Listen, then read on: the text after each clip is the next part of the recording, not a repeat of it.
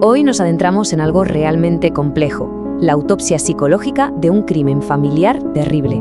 Y para intentar entender lo impensable, vamos a seguir el análisis del psicólogo Héctor Miguel Rosero. Y ojo, que esta no es una pregunta teórica o hipotética, no, es la pregunta central de un caso real, un caso trágico que nos obliga a mirar más allá de lo que parece obvio.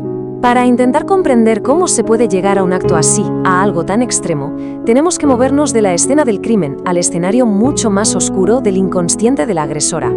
Venga, pues vamos a empezar con nuestra primera lente de análisis, que nos viene de Freud.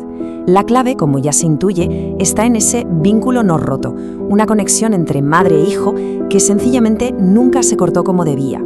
A ver, el complejo de Edipo, en el fondo, trata de algo fundamental, de aprender a soltar. Cuando este proceso falla, ese lazo familiar que debería ser un lugar seguro se puede convertir en una cadena letal. Fijaos en la fuerza de esta idea. Para la suegra, Carolina no era solo una rival. No, en su mente, en su inconsciente, Carolina representaba una especie de amputación simbólica de su hijo, una parte de sí misma que le era absolutamente insoportable perder. Vale, ahora damos un salto a la teoría de Melanie Klein. Su trabajo nos va a revelar cómo la realidad interna de la suegra estaba literalmente partida en dos, de una forma muy violenta. Pensemos en un mecanismo de defensa que funciona así. Divide el mundo y a las personas en dos polos opuestos. O todo es perfecto, bueno e ideal, o es horrible, malo y amenazante.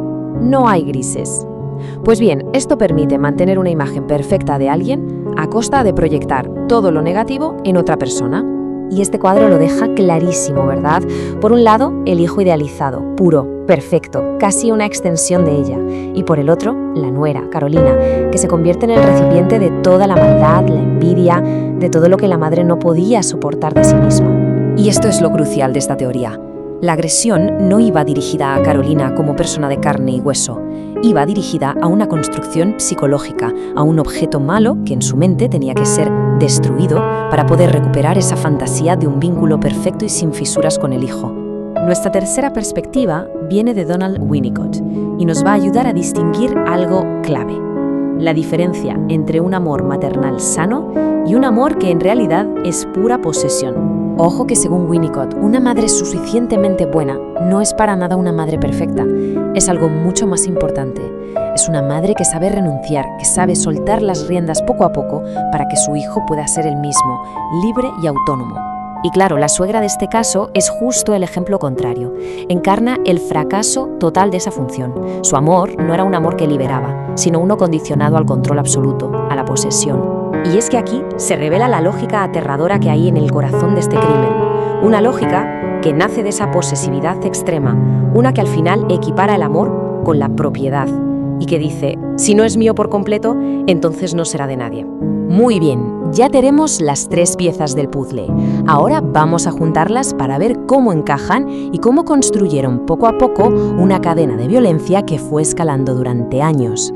Esta frase es fundamental. Nos obliga a entender que el asesinato no fue un arrebato, no fue un impulso de un momento. Fue, en realidad, la explosión final y terrible de un proceso psicológico que se había estado cocinando a fuego lento durante muchísimo tiempo.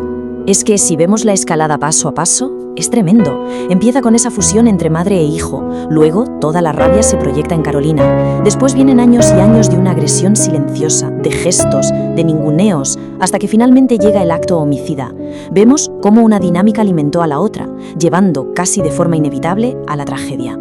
Lo que faltó aquí para romper ese círculo vicioso fue un límite, una tercera figura, una ley simbólica, lo que Lacan llamaría el nombre del padre, que pusiera freno a esa relación de a dos.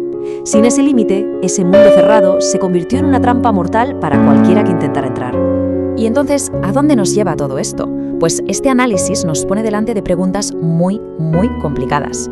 Preguntas sobre la responsabilidad, sobre la cultura e incluso sobre qué entendemos por amor.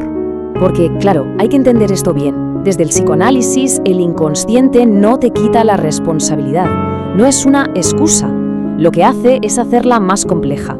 La suegra no fue una víctima pasiva de sus impulsos, sino el producto trágico de una historia personal que nunca se revisó, que nunca se cuestionó. Y esta es quizá la conclusión más dura de todas, que Carolina pagó con su vida el precio de un sistema familiar entero que veía normal el exceso de la madre. Un sistema que nunca supo o no quiso construir las barreras necesarias para separar lo que es el amor de lo que es el puro dominio. Al final, todo esto nos deja con una pregunta que la verdad es bastante incómoda y que nos toca a todos. Una pregunta sobre nuestras propias historias, sobre nuestra cultura. ¿Hasta qué punto seguimos confundiendo o incluso romantizando el dominio y el control con una forma de amor?